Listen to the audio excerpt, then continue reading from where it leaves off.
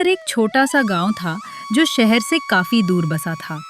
उसी गांव के बीचों बीच एक पुराना सा मिट्टी का मकान था जिसमें रहते थे सबके प्यारे काका। काका की सबसे खास पहचान यह थी कि वे रोज होटल या ढाबा नहीं चलाते थे, बल्कि सिर्फ रविवार के दिन ही 100 किलो मटन पकाते थे। साथ में गर्मा गर्म चावल और कुरकुरा पापड़ भी परोसा जाता था। गांव में और भी कई होटल थे, लेकिन रविवार के दिन सारे होटल सुनसान हो जाते और काका के आंगन में मानो मेला सा लग जाता। उस रविवार भी काका भोर से पहले उठे और बाजार की ओर निकल पड़े। कसाई ने उन्हें देखते ही मुस्कुराते हुए अपनापन दिखाते हुए कहा, काका, आज फिर 100 किलो मटन ले जा रहे हो। लगता है पूरे गांव का पेट तुम्हें ही भरना है। अरे भैया, रविवार का दिन है और रविवार यानी काका का मटन।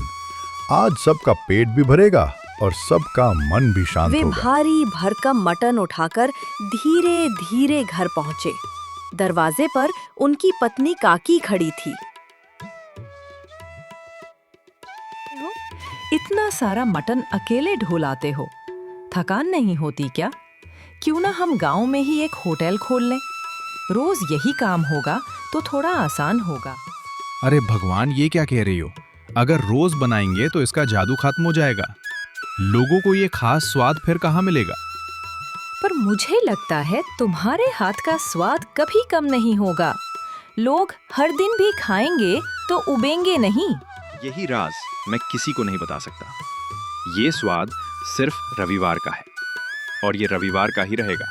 काका ने बड़ा सा लोहे का बर्तन रखा और नीचे लकड़ी का चूल्हा जला दिया।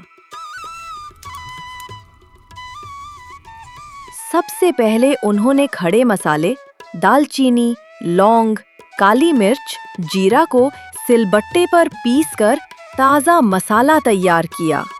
फिर उसमें उनका गुप्त मसाला डाला, जिसकी खुशबू पूरे आंगन में फैल गई। करीब 2 घंटे तक मटन धीमी आंच पर पकता रहा।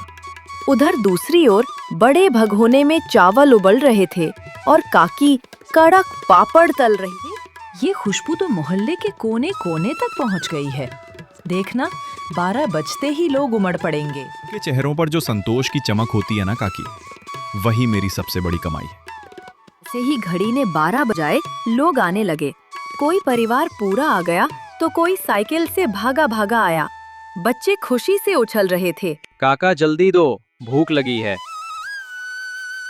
काका बड़े प्यार से ब्लेड सजाते। गर्मा गर्म चावल, मसालेदार नली वाला मटन और साथ में पापड़। पहला निवाला खाते ही सबके मुख से एक ही शब्द निकलता है, वाह काका, ये तो कमाल है। आप रोज क्यों नहीं बनाते? अरे भैया, रविवार का दिन है और रविवार यानी काका का मटन। आज सबका पेट भी भरेगा और सबका मन भी शांत होगा। धीरे भीड़ इतनी बढ़ी कि दोपहर होते होते सारा मटन खत्म हो गया।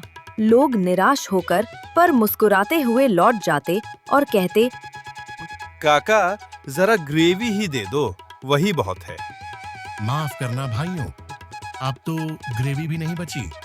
अगला रविवार आने तक सब्र रखो। ठीक है काका, अगले रविवार जरूर मिलेंगे। तुम सच में बहुत अच्छा मटन बनाते हो। क्यों ना हम सचमुच एक होटल खोल लें। लोग रोज आएंगे। होटल? अरे भगवान, ये क्या कह रही हो? अगर रोज बनाएंगे तो इसका जादू खत्म हो जाएगा। लोगों को ये खास स्वाद फिर कहाँ मिलेगा? शायद तुम सही कहते हो, पर मुझे पूरा यकीन है कि तुम्हारे हाथ का स्वाद कभी भी लोगों के दिल से नहीं निकलेगा।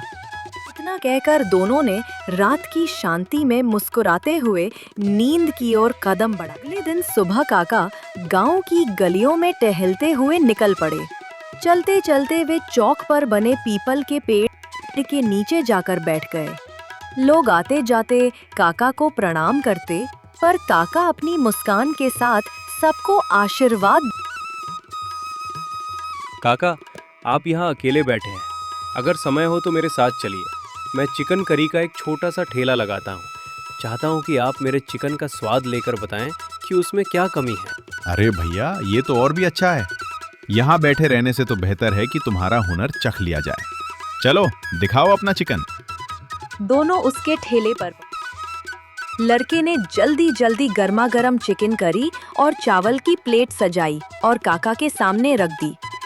काका ने पहला निवाला लिया, कुछ देर चबाया और फिर बोले, देख बेटा, तेरा चिकन ठीक है पर इसमें जान नहीं है। काका मैं तो ताज़ा मसाले डालता हूँ। बात मसालों की नहीं है, तू चिकन को मैरिनेट करता है क्या? नहीं काका, मैं तो सीधा ही पका देता हूँ। यही तो कमी है। अगर चिकन में स्वाद लाना है तो पहले उसे 30 मिनट तक नींबू, अदरक, लहसुन का पेस्ट और गरम मसाला लगाकर मैरिनेट कर। जब वो मसालों में पूरी तरह घुल मिल जाएगा तभी असली स्वाद आएगा। फिर पकाना, देखना लोग बार बार मांगेंगे।